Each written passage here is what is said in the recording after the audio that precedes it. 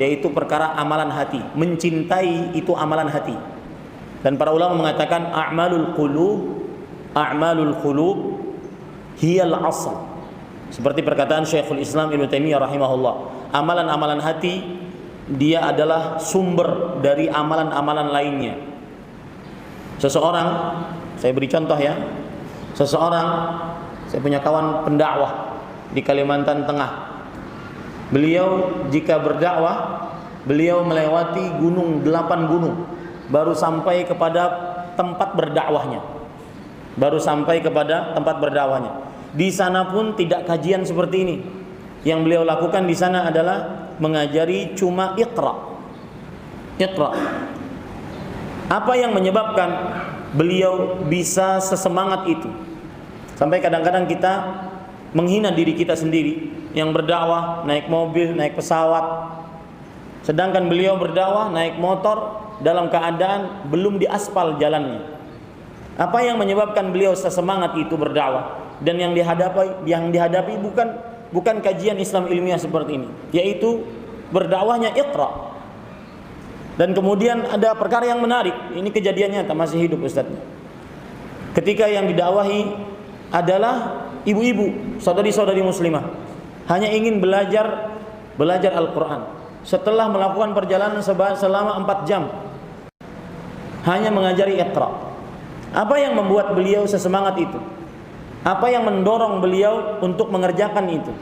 Dan yang lebih luar biasa lagi adalah ternyata saat asyik-asyik belajar Iqra, seorang ibu-ibu berkata, "Ustadz, mohon maaf, saya mau izin pulang." "Kenapa, Bu?" "Ada pelanggan."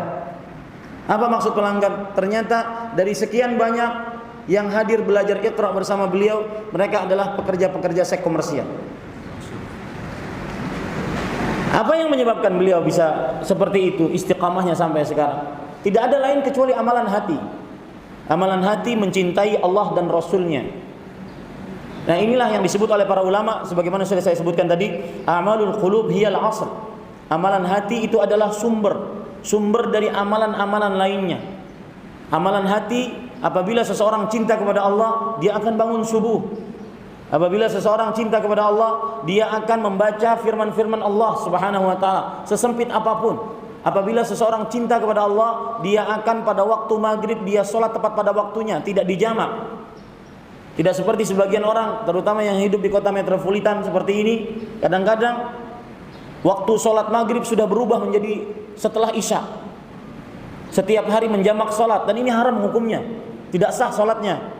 Setiap hari menjamak sholat tidak sah sholatnya. Akan tetapi dia mencari tempat, walau di emperan, dia ingin sholat tepat pada waktunya. Apa yang menyebabkan dia berusaha untuk taat seperti itu? Tidak ada lain kecuali cinta kepada Allah Subhanahu wa taala. Dan sebagai pengetahuan untuk sholat, syarat sholat yang paling ditekankan adalah waktu sholat. Tidak bisa diakhirkan waktu sholat.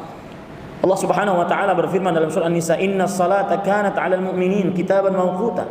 Sesungguhnya salat diwajibkan atas orang-orang beriman pada waktu-waktu yang telah ditentukan. Makanya tema ini penting dilihat dari sisi bahwa dia amalan hati. Mencintaimu karena Allah itu amalan hati, yang dengan mencintai karena Allah seseorang akan mendapatkan manisnya iman. Seseorang akan mendapatkan manisnya iman.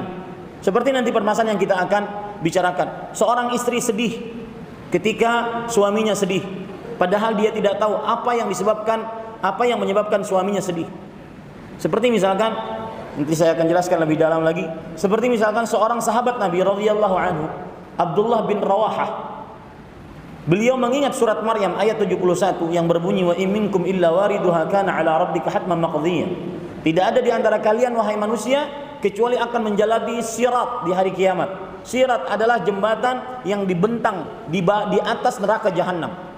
Berarti kita akan mendatangi neraka jahanam, melihatnya, mendatanginya.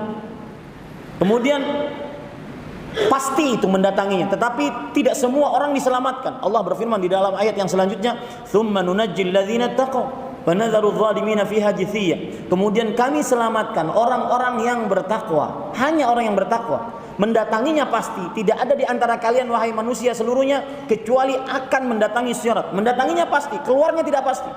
Nah, Abdullah bin Rawahah radhiyallahu anhu memikirkan ayat ini, beliau tidur di pangkuan istrinya. Tidur di pangkuan istrinya, kemudian beliau menangis. Kemudian istrinya melihat suaminya menangis, tanpa tahu sebab, istrinya juga berusaha menangis. Sampai sang suami berkata, "Ma abkaiti?" Apa yang menyebabkan engkau menangis? Kemudian kata sang istri, "Ra'aituka tabki fa bakaitu." Aku melihat engkau menangis, maka aku ikut menangis. Ini tidak akan bisa seperti ini kecuali karena saling mencintai karena Allah Subhanahu wa taala.